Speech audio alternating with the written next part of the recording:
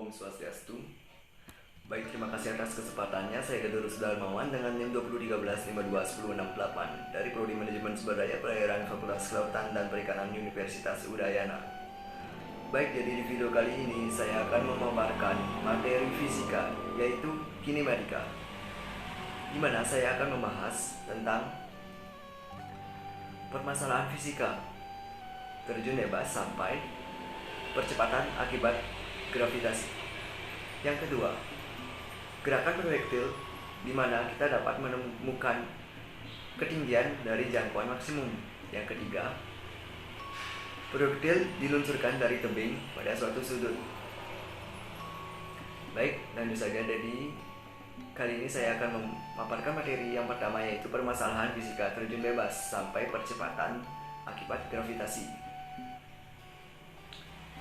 Katakanlah, jika Anda memegang dua bola di udara, sebuah bola logam 10 gram dan sebuah bola 5 gram bola, dan Anda pegang 5 kaki di atas tanah sehingga tingginya sama. Setelah Anda melepaskan dari istirahat, kedua bola akan terjun bebas. Mana yang akan menghantam tanah terlebih dahulu? Apakah itu bola 10 gram atau 5 gram? Benda akan mencapai tanah pada saat yang sama. Alasannya bahwa mereka ditempatkan pada ketinggian yang sama dan berada di bawah pengaruh yang sama.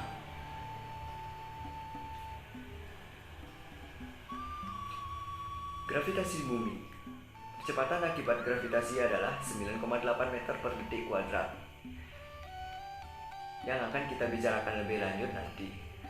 Tapi karena semuanya sama tingginya, sama percepatannya, selama jika Anda menghilangkan hambatan udara, kedua benda akan menyentuh tanah sekarang. Katakanlah, jika kita menggunakan demonstrasi, sebenarnya dari batu bata versus lembar kertas datar, jadi bataku jauh lebih berat daripada selembar kertas datar. Katakanlah, jika itu adalah batu bata 1 kg, sekarang dengan hambatan udara yang mana yang akan mengenai tanah pertama? Bata akan langsung ke bawah kertas. Mungkin pergi ini jalan lalu seperti itu, lalu akhirnya jatuh ke tanah karena udara. Perlawanan sekarang, apa yang akan terjadi jika mengambil batu bata yang sama, tetapi Anda kusut dari kertas sehingga sangat kecil, dan Anda mengambil kertas yang sama dan hancurkan sekarang? Efek hambatan udara pada makalah ini akan sangat besar, berkurang tentunya. Jika Anda meremas kertas dengan sangat keras dan melepaskannya, kedua akan menyentuh tanah kira-kira pada waktu yang sama. Semakin besar luas permukaan, maka semakin besar pula efek udaranya. Resistansi meningkat dengan luas permukaan. Jadi setelah Anda meremas kertas dan kemudian Anda menjatuhkannya, Anda akan melihat bahwa itu tentang waktu yang sama ketika mencapai tanah. Dengan batu bata, hambatan udara sangat berkurang. Jadi, jika Anda dapat menghilangkan hambatan udara sepenuhnya, maka kedua benda mengenai tanah pada saat yang sama, karena mereka berada di bawah pengaruh gravitasi yang sama, medan gravitasi bumi. Sekarang, mari kita bicara lebih banyak tentang percepatan gravitasi. Jadi, jika kita memiliki batang dan jika kita melepaskannya, istirahat itu akan jatuh dan itu akan beralih relasi pada kecepatan 9,8 meter per detik kuadrat. Jadi Anda ingat percepatan memberikan Anda seberapa cepat kecepatan berubah setiap detik. Jadi awalnya kecepatan mungkin 0,1 detik, kemudian kecepatannya menjadi negatif 9,8. Kecepatannya hanya positif dan kecepatan menuju selalu positif. Tetapi kecepatan bisa positif atau negatif tergantung arahnya. Jadi karena bola melaju dalam arah Y negatif, kecepatan negatif sekarang secara teknis percepatan adalah negatif 9,8 meter per detik kuadrat. Karena benda yang dituju percepatan dalam arah Y negatif, gravitasi menarik benda bawah bukan ke atas sekarang 2 detik. Kemudian kecepatan menjadi negatif 19,6 meter per detik. Jadi setiap detik percepatan berubah. Kecepatan berubah setiap detik.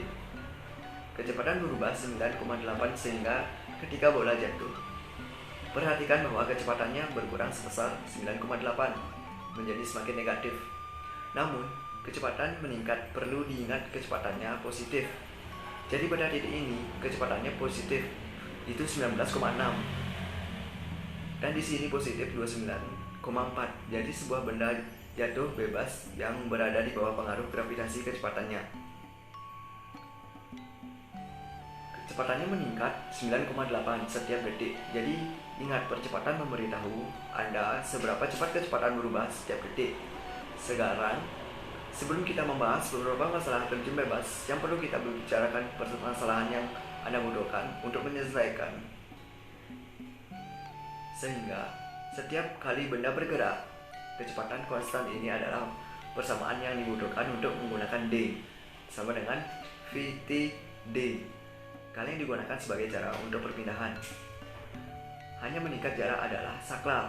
Perpindahan kuantitas adalah vektor, sehingga perpindahan bisa positif atau negatif. Tetapi jarak selalu positif. Jadi setiap kali benda bergerak dengan konstan kecepatan, Anda dapat menggunakan persamaan ini. Sekarang, ketika sebuah benda bergerak dengan konstan percepatan, Anda dapat menggunakan salah satu dari 4 persamaan ini, yang akhirnya sama ke awal ditambah 18V akhir bisa mewakili kecepatan akhir. Kecepatan awal adalah percepatan awal atau percepatan. A adalah percepatan, T adalah waktu. Sehingga Anda mungkin melihat saya menggunakan kata-kata kecepatan secara bergantian. Ingatlah bahwa kecepatan adalah kecepatan dengan kecepatan. Arah adalah besaran saklar, hanya bisa kecepatan positif, bisa positif atau negatif, tergantung pada mana arahnya pergi. Jadi, untuk objek itu bergerak ke kanan, kecepatannya positif. Jika benda bergerak ke kiri, kecepatannya negatif.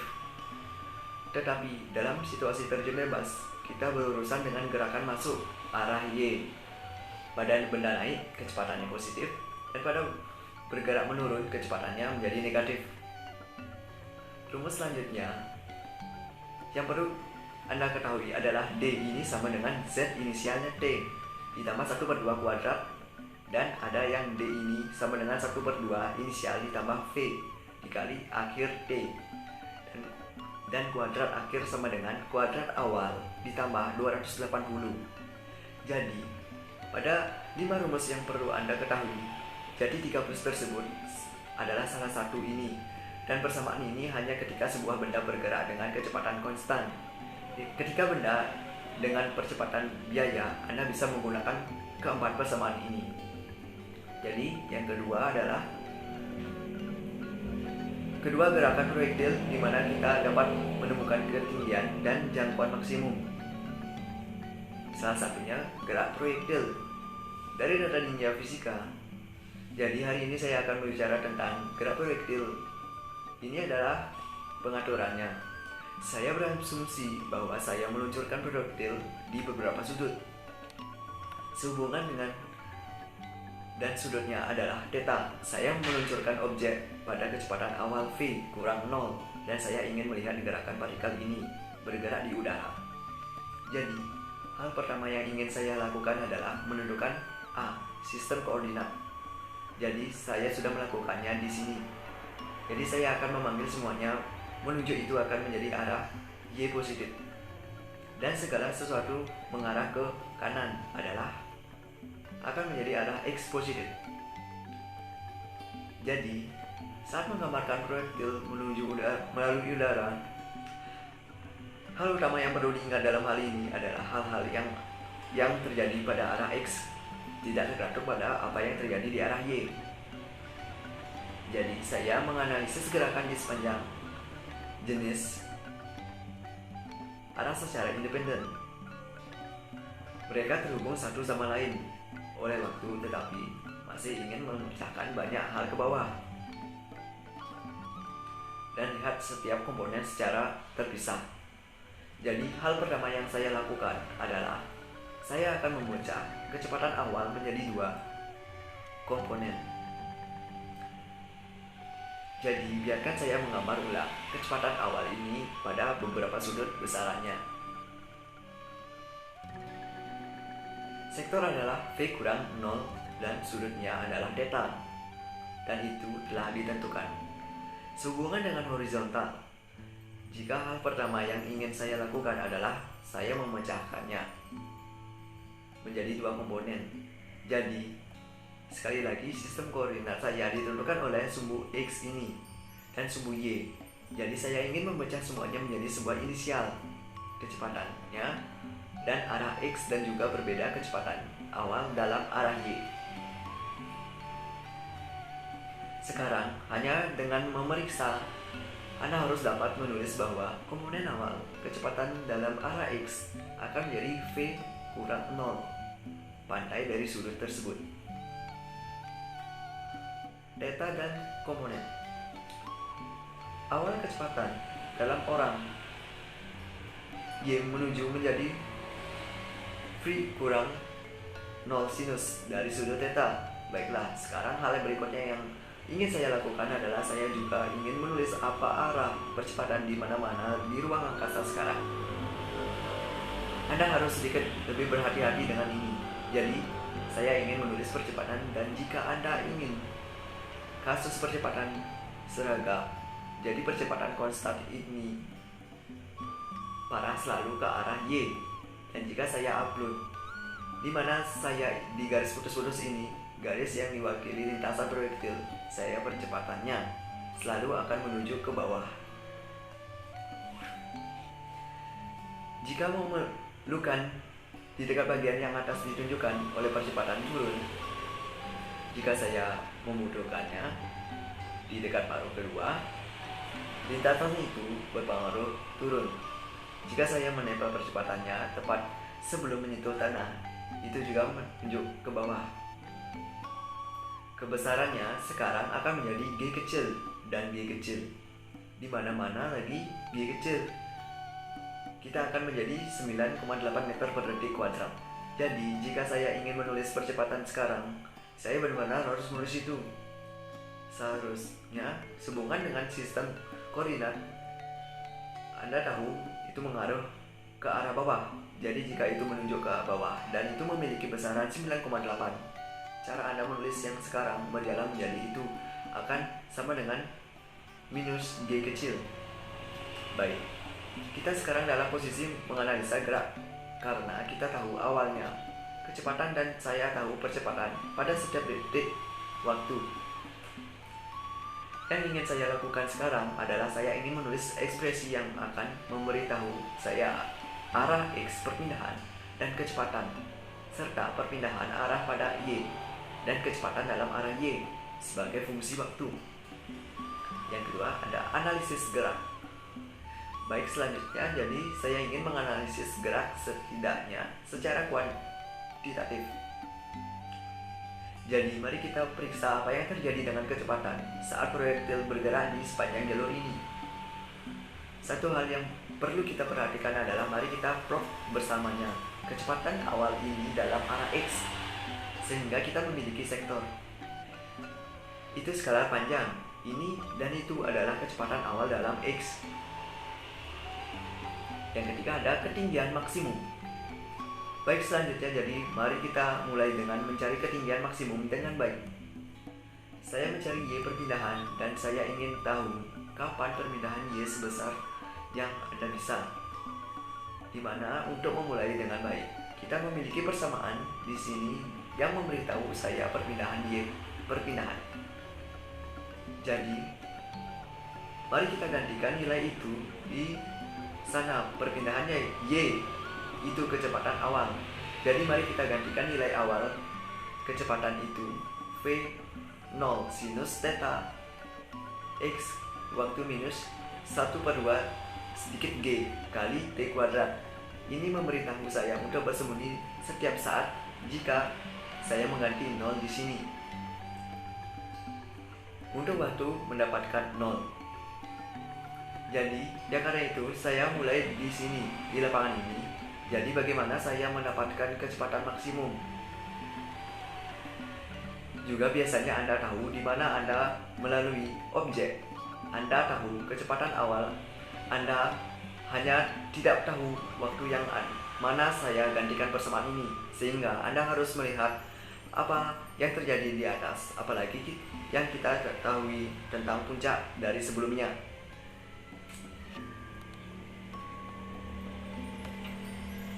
Diskusi saya mengatakan bahwa di atas Anda memiliki suatu yang sangat istimewa yang terjadi bahwa komponen Y dari kecepatan di puncak sama dengan 0. Berikutnya kisaran proyektil. Baik, selanjutnya hal yang terakhir yang ingin saya sampaikan hari ini adalah kisaran proyektil. Dan pada dasarnya sejauh itulah proyektil akan bergerak. Apa perpindahan horizontal proyektil ini dengan baik. Jika saya ingin tahu perpindahan horizontal proyektil tersebut, maka saya harus menggunakan persamaan itu. Yang terakhir ada ringkasan. Baik, jadi untuk meringkas semua yang kita pelajari hari ini, kita menguraikan kecepatan awal menjadi komponen X dan Y. Mengingat percepatan hanya di arah Y sama, di mana-mana itu sama. Di sini sama, di sana sama. Tempat Anda menggambarkan vektor itu, Anda harus memiliki panjang yang sama.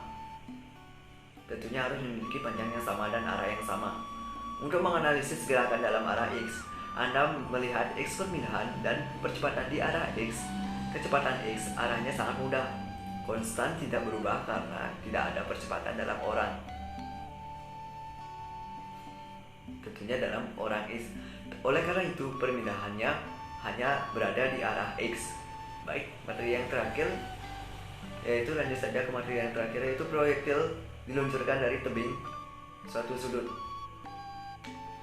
Baik, masalah sebelumnya saya melihat proyektil yang diluncurkan secara horizontal dan saya menghitung berapa lama itu di udara, seberapa jauh ia pergi dan kecepatannya.